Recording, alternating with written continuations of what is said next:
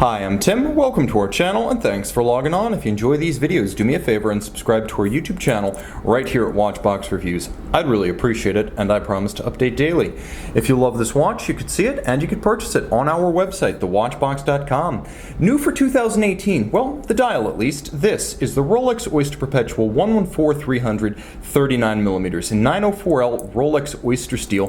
This is a timepiece that is best described as an evolution of the existing Oyster Perpetual 39. As for 2018, Rolex rolled out white and black dials, and what you see here today is the watch dubbed White Dial. 39mm in diameter with a lovely cushion profile Rolex Oyster case. The timepiece is relatively slender as it sits on the wrist, a very reasonable 11.3mm thick with a domed bezel profile and a low case. This will slide under any tight dress cuff, any sleeve whatsoever.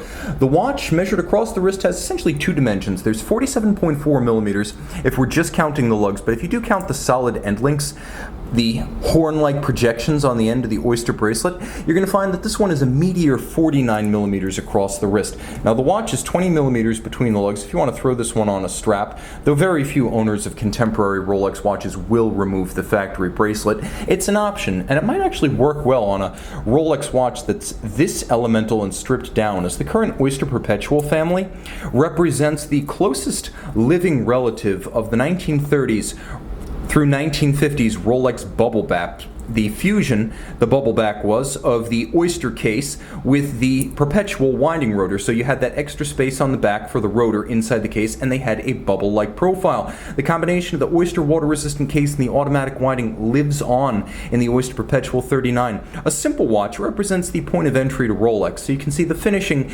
is relatively spare, with satin finish across the top of the iconic Rolex Oyster bracelet. No structural integrity is given up. It's as solid as any Submariner. On its flanks there is polish, and you can see that the removable links are fixed in place by screws.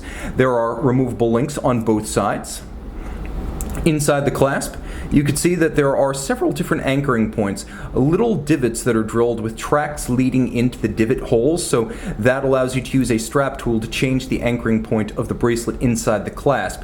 Now it has a lift lock system. There is a beak and there is a hook, and the two go together, and you can see it snap into place, and you can hear it snap into place. So you can't pull it open. You do have to lift and unlock. So it's a simple locking system, but it is not a friction fit clasp. There is an embossed Rolex crown, and as you can see, satin is the character line straight through. Turn it all over, and the case band is, well, it's quite handsome. It's a case profile much like that you'll see on the Daytonas, on the Datejusts, on the Day-Dates. A handsome pre-super case profile that's neither as squared off nor as sheer as what you'll find on the GMTs and the dive watches. The bezel is not angular and conical. I should mention, it is specifically a domed profile, which has a lovely progressive arc and a handsome gleaming polished surface. The dial, though described as white by Rolex, truthfully is more of a matte silver. And I mention that because Rolex does make truly white dials. If you remember the late great white dial Milgauss, as well as the current Rolex Explorer 2 Polar, those are truly white dials. This is more of a matte silver, and it has a light matte metallic glow to it, as well as silver undertones. You can see there are rectangular indices and square index dots outboard, but it is a high-grade dial. Nothing entry-level here, as it features a white gold Rolex 5-point coronet, white gold Rolex loomed indices, and white gold hands at center with a little character line down their center to increase the contrast.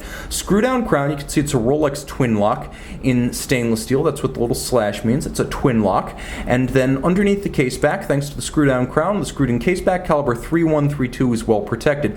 3132 has all the toys, all the proprietary Rolex stuff. It beats away at 4 Hz or 8 beats per second, 48-hour power reserve, bidirectional automatic winding. It has stop seconds, 31 joules. It features Rolex's free-sprung balance with a full balance bridge architecture for shock resistance. It uses a Breguet overcoil hairspring made by hand to enable the watch to meet the COSC chronometer certification. It is a certified chronometer. Rolex then takes the certified movement, cases it up, and as the final consumer article, the full assembled watch, Rolex regulates to no worse than -2 plus 2 seconds a day. Remember, COSC standard is -4 plus 6, so percentage-wise that's a big improvement, and Rolex dubs that superlative chronometer. Now that handmade overcoil is also a blue oxidized blue niobium zirconium alloy known as parachrom blue, so it is highly anti-magnetic. Finally, the 3132 caliber uses Rolex's own in-house shock protection system, Paraflex, rather than the old-school KIF protection springs. So all of this, right down to the lubricants and the shock protection, a Rolex product through and through.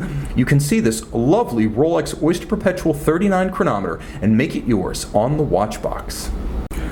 Rolex Oyster Perpetual 39 by night.